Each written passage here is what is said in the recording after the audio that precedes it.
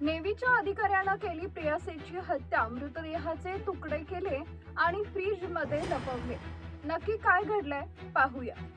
आंध्र प्रदेशातील विशाखापट्टणम शहरात श्रद्धा वाडकर हत्याकांडाची पुनरावृत्ती करणारी एक अतिशय भयानक घटना समोर आली आहे. नौदलात तंत्रज्ञ असलेल्या प्रियकरानं आपल्या प्रेयसीची निर्गुण हत्या करून तिचा मृतदेह भाजीसारखे तुकडे करून फ्रीजमध्ये ठेवल्याचा प्रकार घडलेला आहे.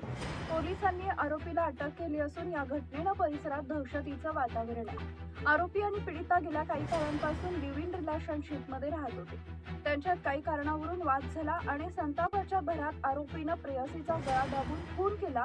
मात्र इतक्यावरच तो थांबला नाही, तर त्यानं तिचं शरीर अनेक तुकड्यांमध्ये कापलं.